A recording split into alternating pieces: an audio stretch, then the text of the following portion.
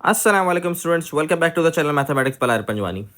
आज हम new chapter start कर रहे हैं, चैप्टर नंबर 10, जिसका नाम है inverse trigonometry and trigonometric equations. ये चैप्टर का नाम है। इससे पहले हम पढ़ चुके हैं रेंज और डोमेन ट्रिग्नोमेट्रिक फंक्शंस की। आज हम पढ़ेंगे इनवर्स ट्रिग्नोमेट्रिक फंक्शन की। ये हमारे पास डोमेन और रेंज है। ये आपने याद रखनी है, बड़ी आसान से, कोई मुश्किल नहीं है। अच्छा, इसके अंदर जो इंपॉर्टेंट चीज़ है याद रखने का सिंपल तरीका ये है कि यहाँ पर आप जो देख रहे हैं, अच्छा, इनवर्स फंक्शन बेसिकली किस तरीके से हम लिख रहे होते हैं, अगर थोड़ा आइडिया दूँ तो ये basically for example sine minus, ये हमारे पास जो -1 लिखा हुआ है ये रिप्रेजेंट करता है कि ये बेसिकली साइन का इनवर्स फंक्शन है। ठीक है। अब यहाँ पर जो हमारे पास डोमेन है ये याद रखना बड़ा आसान है। आपको जो याद करने पड़ेंगे सिर्फ रेंज को याद करना पड़ेगा। इसकी रेंज क्या होती है, कैसे याद करना पड़ेगा, मतलब डोमेन कैसे इजीली याद हो जाएगी। मैंने आप लोगों को पढ़ाया था डोमेन और रेंज, साइन कॉस टेन सबकी डोमेन और रेंज पढ़ाई थी। अगर आप साइन कॉस टेन की डोमेन और रेंज देखें, उसके अंदर जो रेंज थी वो यहाँ पर इसकी डोमेन बन गई है। अगर आपको याद हो तो साइन की हमारे पास जो रेंज थी वो थी -1 से 1 तक। यहाँ पर वो इसकी डोमेन बन जाएगी, रेसिप्रोकल शिफ्ट हो गया। हाँ, रेंज बेसिकली डिफरेंट है, -π/2 से π/2 तक है। ठीक है। लेकिन जो साइन और कॉस फंक्शन की रेंज थी वो यहाँ पर इसकी डोमेन बन जाएगी। ये सब है, sine inverse, cos inverse, tan inverse, cot inverse, cosec और सेक, ये सब है। तो ये आपको याद करने की ज़रूरत नहीं पड़ेगी। अगर वो वाला कॉन्सेप्ट क्लियर है साइन कॉस की डोमेन रेंज का, तो यहाँ पर आपको डोमेन याद करने की ज़रूरत तो नहीं पड़ेगी, सिर्फ रेंज को आपको याद रखना पड़ेगा। ये एमसीक्यूज़ के लिए बड़ा इंपॉर्टेंट कॉन्सेप्ट है, एमसीक्यूज़ में ये पूछा जा सकता है आपसे। ठीक है। इसी तरीके से रेंज भी अगर आप देखें तो हमारे पास साइन इनवर्स और इसका रेसिप्रोकल कॉसेक जो है, इन दोनों की रेंज एग्जैक्टली सेम है। ठीक है। इसी तरीके से हमारे पास जो है कॉस और इसका जो रेसिप्रोकल है उसकी बिल्कुल सेम है। ठीक है।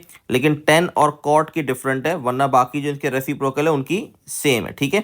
यहाँ पर वाई होगा।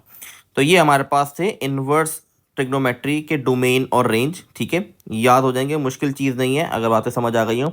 अब हम बढ़ते हैं एक सवाल के ऊपर, सॉल्व द इक्वेजन के ऊपर। ठीक है। मैं सारे एसएलओज कवर करूंगा, बेफिक्र रहें आप लोग। ठीक है। हो सकता है लाइन बाय लाइन ना हो रहे हो, लेकिन होंगे सारे, बेफिक्र रहें, सारे हो जाएंगे, मुश्किल नहीं है, आसान है। सबसे पहला कॉन्सेप्ट जो हम सीखेंगे वो सीखेंगे सॉल्व द इक्वेजन।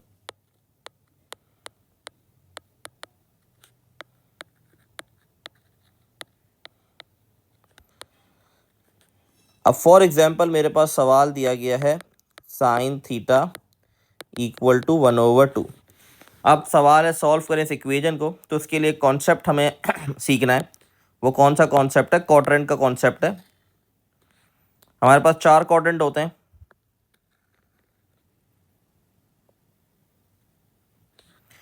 जो फर्स्ट क्वाड्रेंट होता है उसके अंदर जो भी हमारे पास एंगल होता है वो हमेशा जैसा है, मतलब वही रहेगा, कोई चेंजेस नहीं आती उसके अंदर।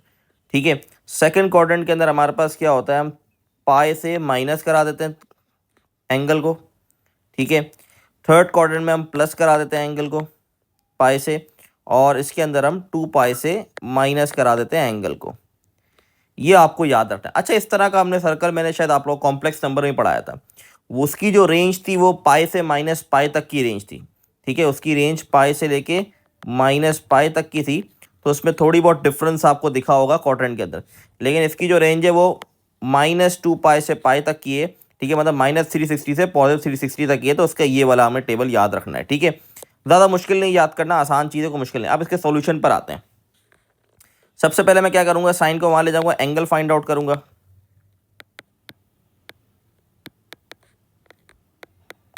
तो सिंपल आपने कैलकुलेटर के अंदर इसका एंगल निकाल लेना है। कैलकुलेट कर लेते हैं।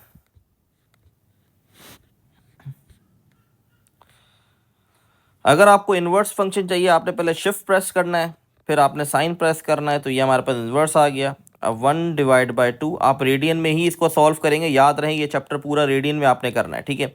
इक्वल टू दबाया तो मेरे पास आ गया π/6। ठीक है। तो अब इसको क्विकली π/6, मतलब एंगल मेरे पास आ गया π/6। जो पहला एंगल आया है वो मेरे पास π/6 आया है।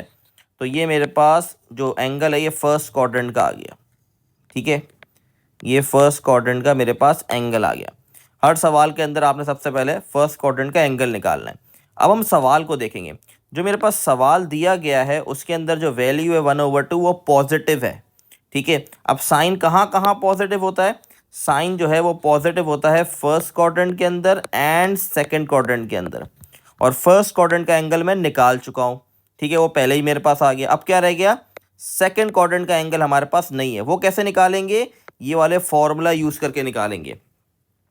तो अब देखें गौर से, पाई माइनस थीटा, तो ये पाई माइनस पाई ओवर 2, तो ये मेरे पास बन गया, सॉरी पाई ओवर 6 आया था, सॉरी मैंने शायद गलत लिख दिया, पाई ओवर 6 था, मैंने गलती से 2 लिख दिया, पाई ओवर 6, तो यहाँ पाई ओवर 6 आ गया, तो ये हो गया 6 पाई माइनस पाई ओवर 6, तो ये आ गया 5 पाई ओवर 6।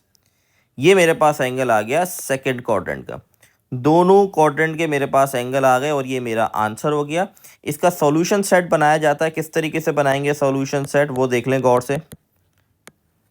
पहला एंगल था पाई ओवर 6 प्लस 2n पाई, ये इसकी डिग्री पीरियड होता है, पीरियड से कहा था ना, पीरियड एक पर्टिकुलर टाइम के बाद वैल्यूज या शेप रिपीट होना शुरू होता है, तो ये इसका पीरियड है, ठीक है। यूनियन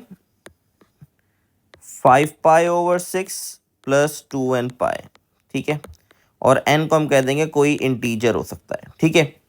तो ये हमारे पास हो गया सवाल डन, आई होप क्लियर होगा। अब हम कॉस वाला एक देखते हैं, ठीक है, उसमें थोड़ी सी चेंजेस करेंगे सवाल के अंदर, सॉल्यूशन सेट ही निकालना है। अब चेंजेस क्या कर रहा हूँ देख लें गौर से। मैंने क्या किया, cos theta is equal to -1 over √2 लिख दिया, ठीक है। मैंने अब जो सवाल लिया वो नेगेटिव लिया, लेकिन अब गौर से सुनिएगा, अब जब मैं इन्वर्स निकालूंगा तो मैं इसको पॉजिटिव लेके निकालूंगा, नेगेटिव नहीं लिखूंगा, मैं लूंगा +1 ओवर √2। जब आप इसको कैलकुलेटर में सॉल्व करेंगे तो हमारे पास एंगल जो आ जाएगा वो आएगा पाई ओवर 4।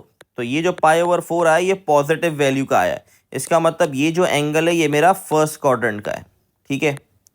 तो आपने हमेशा कोशिश करनी है फर्स्ट क्वाड्रेंट का एंगल निकालना है, और वो पॉजिटिव में ही निकलता है क्योंकि फर्स्ट क्वाड्रेंट के अंदर सारे ट्रिग्नोमेट्रिक रेशियो पॉजिटिव होते हैं। तो मैंने फर्स्ट क्वाड्रेंट निकाल लिया।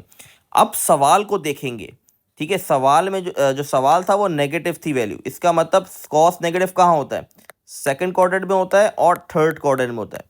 इसका मतलब जो सॉल्यूशन सेट में मुझे लिखना है वो सेकंड और थर्ड क्वाड्रेंट को लिखना है, ठीक है। तो मैंने फर्स्ट क्वाड्रेंट का तो निकाल दिया एंगल, अब सेकंड और थर्ड का निकालना आसान है, कैसे आसान है, इसके थ्रू निकालेंगे। सेकंड का कैसे निकालेंगे, पाई माइनस थीटा कर देंगे और पाई प्लस थीटा कर देंगे, तो सेकंड और थर्ड का मेरे पास आ जाएगा। तो ये सर्कल इस लिहाज से बड़ा इंपॉर्टेंट है। तो अब मुझे निकालना है सेकंड क्वाड्रेंट का,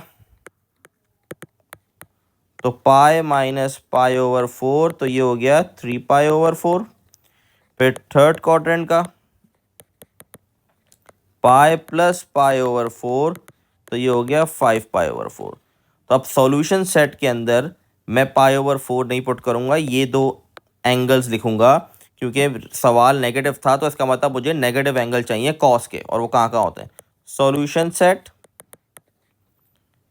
3 पाई ओवर 4, और इसका भी पीरियड 2n पाई ही लिखेंगे, सेम होता है साइन और कॉस का।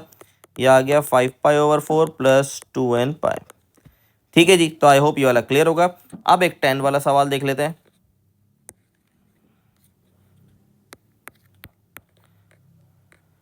tan theta is equal to √3, ठीक है।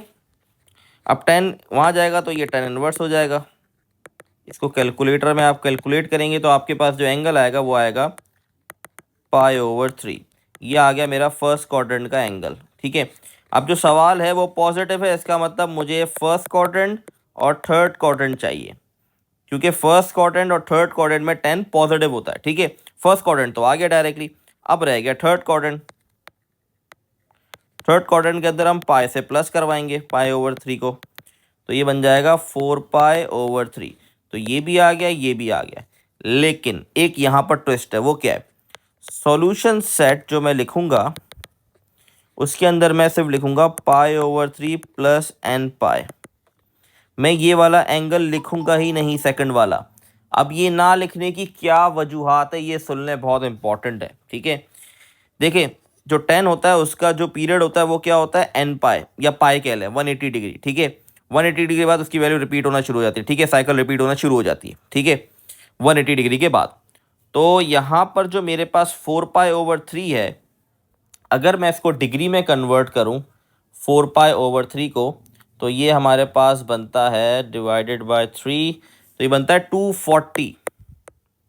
तो ये 180 की रेंज से ऊपर चले गई ये वैल्यू, जब 180 की रेंज से वैल्यू ऊपर चले जाएगी तो वो सॉल्यूशन सेट में नहीं लिखी जाएगी, क्योंकि इसका पीरियड जो है वो पाए होता है 180 डिग्री।